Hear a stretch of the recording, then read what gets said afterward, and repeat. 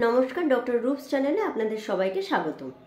Kidney আমাদের শরীরের একটা অত্যন্ত গুরুত্বপূর্ণ অর্গান এবং এটা ভালো থাকাটা খুব দরকার। কিডনি কিভাবে খারাপ হচ্ছে? আপনাদের কোনো ভুলের জন্য কিডনি খারাপ হতে পারে। আজকে সেটা নিয়ে একটু আলোচনা করব।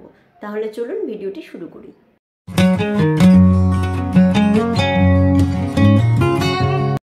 খুব শর্টে আলোচনা করব যাতে আপনাদের বুঝতে কোনো রকমের সমস্যা না হয়।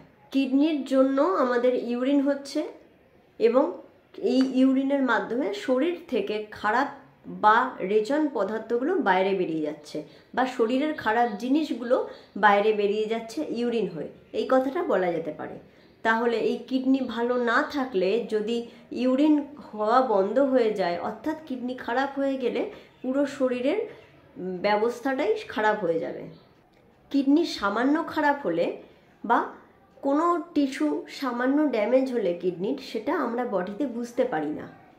যদি আস্তে আস্তে ড্যামেজ হতে হতে অনেকটা জায়গায় পৌঁছে গেছে যেখানে কিডনিটা বেশ খানিকটা খারাপ হয়ে গেছে, তখন গিয়ে আমরা বডিতে এর একটা লক্ষণ আমরা বডিতে তখন দেখতে পারি। তার আগে আমরা খুব একটা বুঝতে পারি না। এর জন্য এটা আরও সাংঘাতিক পরিণতিতে পৌঁছায়। তার জন্য বেশিরভাগ ক্ষেত্রে ক্রনিক কিডনি ডিজিজ হয়ে যায় পেশেন্টদের, মানে অনেক দিন ধরেই কিডনিটা খারাপ হয়ে গেছে। এবার এই কিডনি কী কী কারণে খারাপ হচ্ছে সেটা নিয়ে কথা বলি।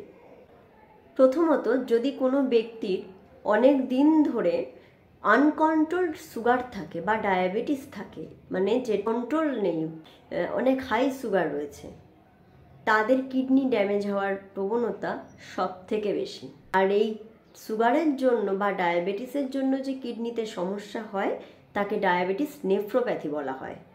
দ্বিতীয়ত, যদি কোনো ব্যক্তি সুগারের ওষুধ খাচ্ছেন, কোনো রকমের ডাক্তারের ফলো আপে নেই, মানে 3 বছর ধরে ওই একই মেডিসিন চলছে, তাহলে তার কিন্তু প্রচণ্ড রিস্ক রয়েছে।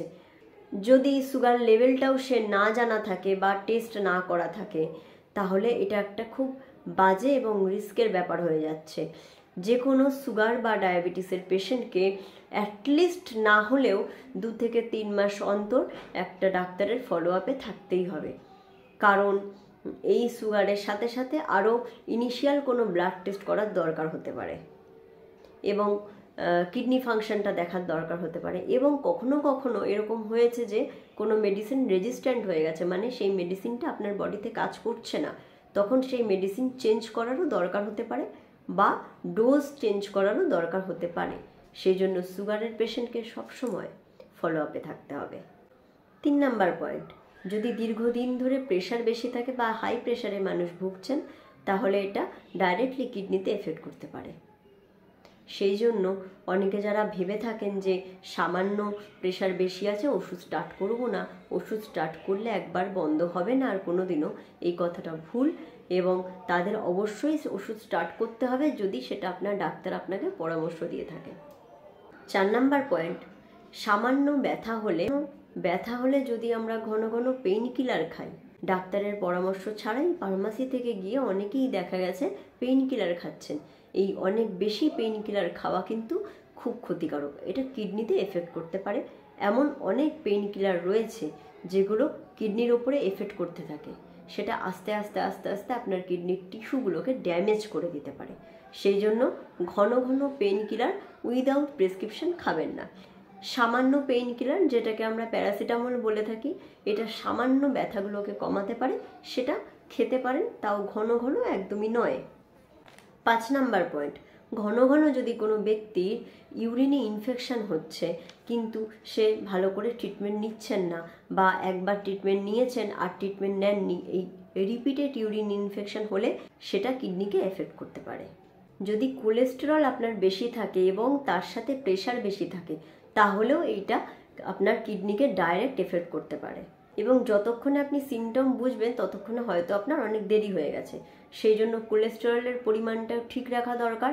এই জন্য একটা বয়সের পর থেকে আমরা বলে থাকি যে রেড মিট খাবেন না বা ফ্যাট জাতীয় খাবার বন্ধ করে দিন, কারণ এতে কোলেস্টেরলটা ইনডাইরেক্টলি বাড়ে এবং কোলেস্টেরল বাড়লে সেটা কিডনিকে এফেক্ট করতে পারে। এবার সব থেকে ইম্পর্টেন্ট পার্ট এই ভিডিওর, কিডনিকে ভালো রাখতে গেলে যেই 4টে জিনিস আপনাকে মেনটেন করতে হবে সেটা কি? 1 blood pressure, 2 sugar, 3 number cholesterol, আর 4 নাম্বার হচ্ছে ইউরিক অ্যাসিড। এই 4টে জিনিস আপনি যদি মেনটেন করে রাখতে পারেন বা নর্মাল ঠিক রাখতে পারেন, তাহলে আপনার কিডনি অনেকটাই বেঁচে থাকবে এবং ভালো থাকবে। যারা সুগারের পেশেন্ট, সুগারের ওষুধ খান, তারা প্রতি 8 থেকে 9 মাস অন্তর একটা কিডনি ফাংশন টেস্ট অবশ্যই করে নেবেন।